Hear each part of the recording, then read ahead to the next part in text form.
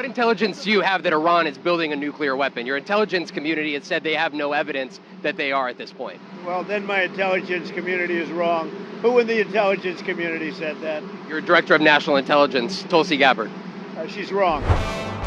Tulsi Gabbard seems like she is persona non grata. You know, Donald Trump, he hired the best people to surround himself with. Always. Oh, it's going to be the best people. I hire the best people. They're the best. I got the best words and I hire the best people, the likes of which you've never seen. Always.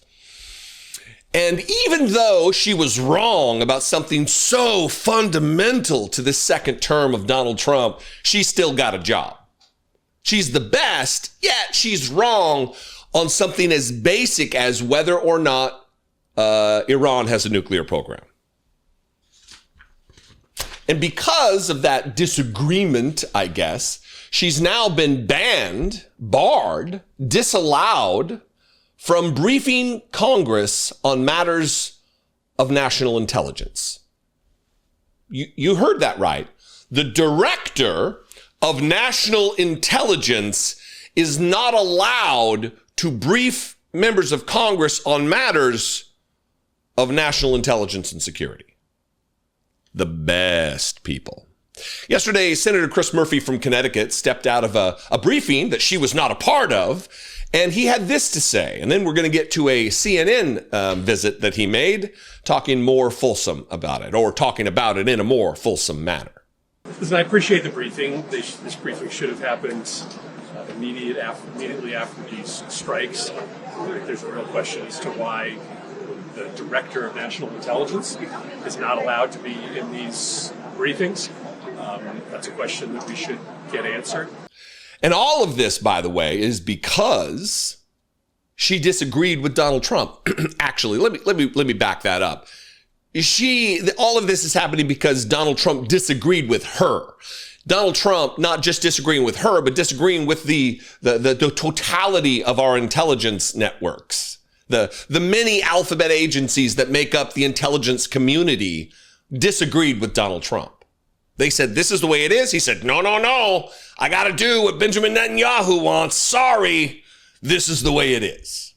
And then it went through the iterations of whether we've walked back the program, whether we've set them back a few months or years or whatever, or, J.D. Vance was repeating that narrative, or complete and total annihilation and obliteration.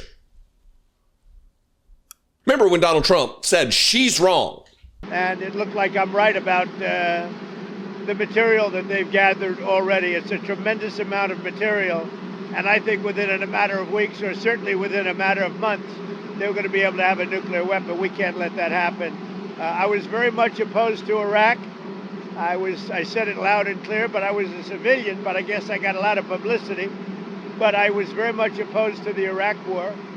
And I actually did say, don't go in, don't go in, don't go in. But I said, if you're going to go in, keep the oil. But they didn't do that. What intelligence do you have that Iran is building a nuclear weapon? Your intelligence community has said they have no evidence that they are at this point. Well, then my intelligence community is wrong. Who in the intelligence community said that? Your director of national intelligence, Tulsi Gabbard. She's wrong. So Chris Murphy, after the briefing, went on with Aaron Burnett and had this to say about just the peculiarness of all of this, that she is now disallowed, that he has never seen this. It is not normal. It is out of what is customary, and it's customary for a reason.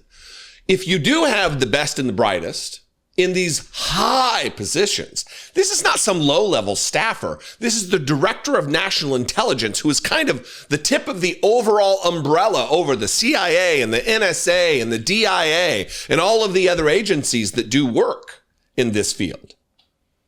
And now she's not allowed to be there. Who from the administration did most of the talking today?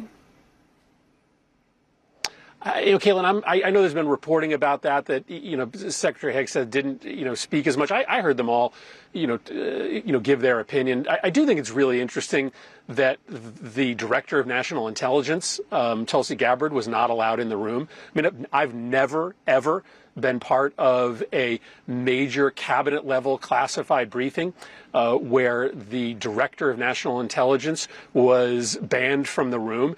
And I think it stands to reason that they knew that she was not going to toe the line, that she was likely going to refuse to say what the administration wants, which is that the program was obliterated. Again, the evidence suggests that the program was not obliterated, and obviously Gabbard was kept out of that room, even though she would normally be leading that briefing, I assume because she was going to tell some version of the truth.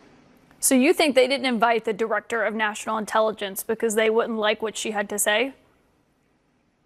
I don't know why she wasn't there, but there's clearly a reason.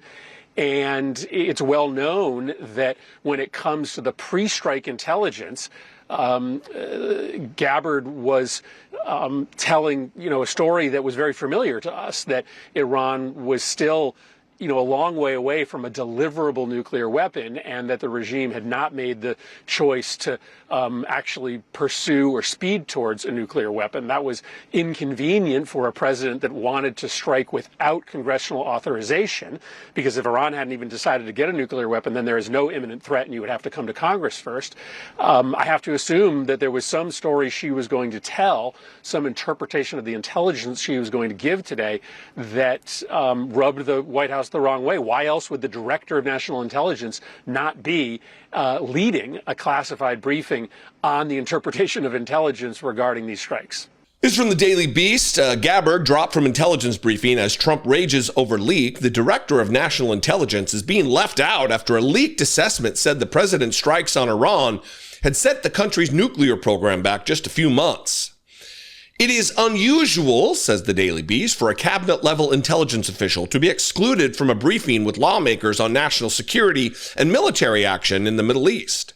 The Washington Post first reported on her absence, and the White House confirmed to the Daily Beast that Gabbard, a 44-year-old former Democrat who once sold T-shirts emblazoned with "No War in Iran," is not attending. The Associated Press reports that Gabbard was initially scheduled to attend a briefing with senators on Tuesday. However, the meeting was postponed to Thursday for unknown reasons, and Gabbard was pulled from attending. The postponement came just as a CNN report revealed that a leaked assessment by U.S. intelligence agencies determined the strike on Iran may have been a $2 billion flop. It is unclear whether Gabbard will attend a briefing with House members scheduled for Friday. The best people. Look, I have no love for Tulsi Gabbard. She is a dipshit. She's an enemy to our ideals. She is a friend of Vladimir Putin. She is a friend of Bashar al-Assad. She is a cancerous force relative to the good operation of intelligence gathering. It's just the way it is. And she snuggled up to Donald Trump in the same way that RFK did to try to maintain proximity to power. She has betrayed all of the things that she previously held and communicated that she believes. She's bad news. But, in a group of people that are all bad news, she's the lesser bad of the bad. It's still bad.